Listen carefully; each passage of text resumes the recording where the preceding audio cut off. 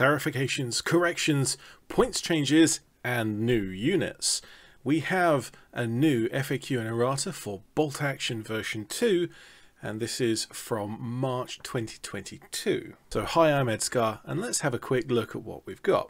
Now the errata takes the form of a single massive document here, and if I scroll all the way down to the bottom, we've got 34 pages of stuff to deal with.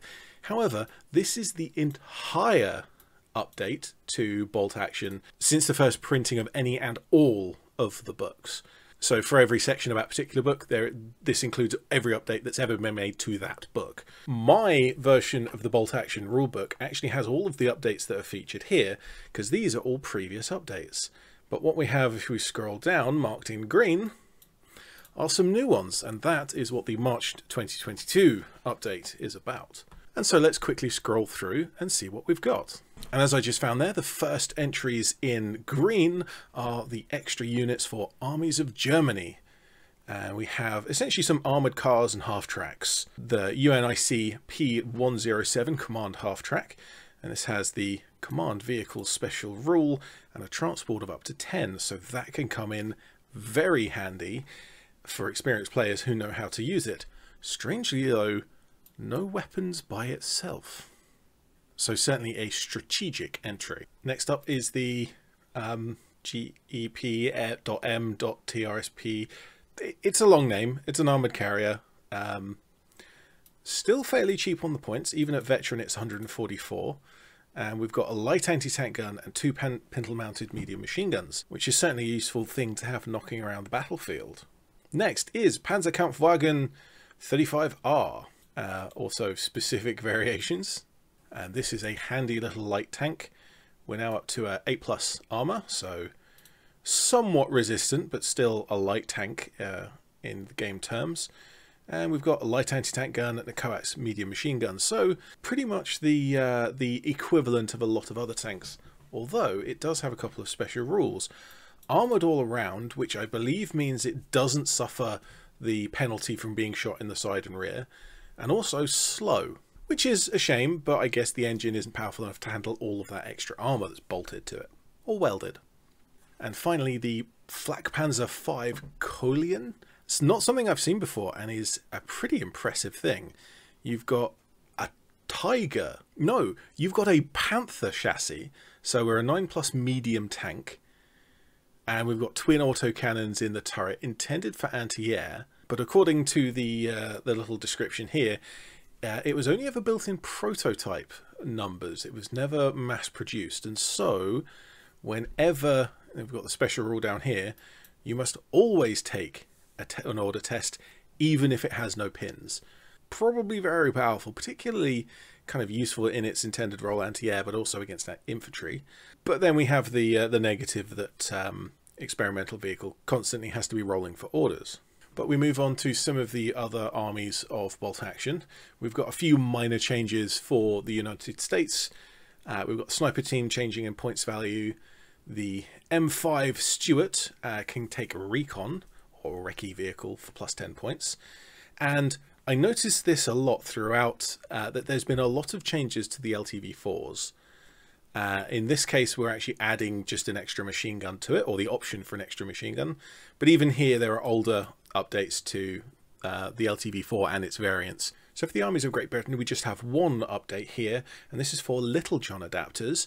I'm not sure exactly which tanks these go on. Historically, I'm just looking up some information to make sure I'm saying things correctly.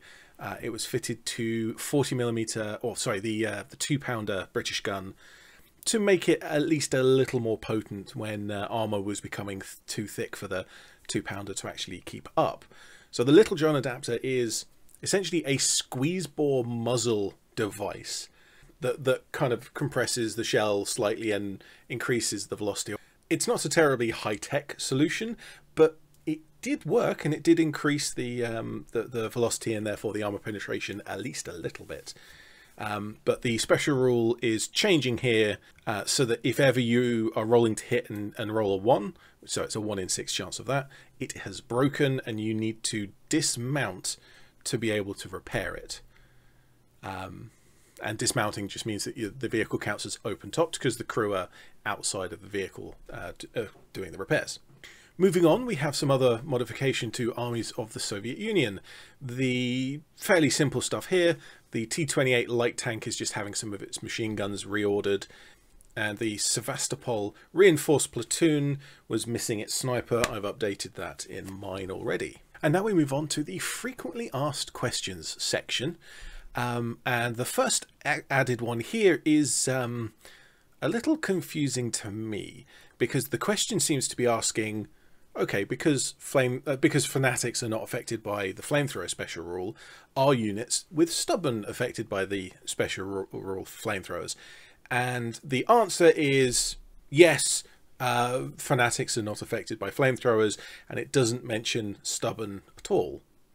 But certainly clarification that the fanatics special rule does still account when being hit by a flamethrower. The second question is about unlimbering heavy and super heavy artillery pieces, because they're not allowed to move by themselves, they're only allowed to be towed, and when unlimbering, kind of detaching it from the tow, smaller artillery pieces get to move 6 inches to kind of set up, and that is the case with the heavy and super heavy as well. And the answer here basically says it represents the tow, kind of maneuvering them into position, not just like driving up, dumping them. It's like, right, you're on your own, see you later lads, kind of thing. And also just up here I noticed that there's super heavy being added to this question here. So heavy and super heavy weapons, if they are not allowed to be deployed on the table at the beginning of the game, usually that would mean you can't use them at all if you don't have a tow. But in this case, there's an exception that means that they can be deployed and they get just 1 6-inch move off of the corner of off of the edge of the table, so that they can still be involved in the game. And scrolling all of the way down, we're kind of towards the end of the document. There's a whole lot of nothing. There's one more here in Armies of Italy and the Axis, and it's asking about taking a Romanian force and if you can take a heavy anti-tank gun for free using the French artillery doctrine. Unfortunately, you cannot. You can take a light or medium artillery unit. Some more here for D-Day Overlord. So the Forward Naval Observer is changing in points cost. Unfortunately, I don't have the original book, so I don't know what the points cost would have been originally. And there's also some clarification to the dice rolls for near misses with the Forward Naval Observer as well, just to make things clear. I wonder if that's related to the points change or whether it's just clarifying what was already there. Like I said, I don't have the book, so I can't compare. Another little one from Battle of the Bulge, clarifying gyro stabilizers in a Free French force. So the Free French will have to pay extra points for the gyro stabilizer, but they do get the special rule.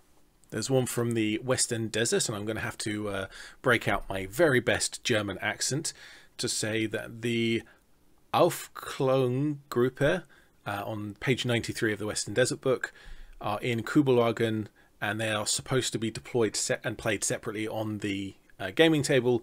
It seems like they are actually bought from the same kind of in one slot on the army selector, and I'm sure that makes sense to anyone who's got that particular book. Moving on, there's not much left. We've got one more from Marina and Paulu Islands, and first is the 320mm Japanese spigot mortar, saying that it can be taken in a reinforced platoon, a Bataan, Iwo Jima and Okinawa platoon. Seems to have been missed out on those previously.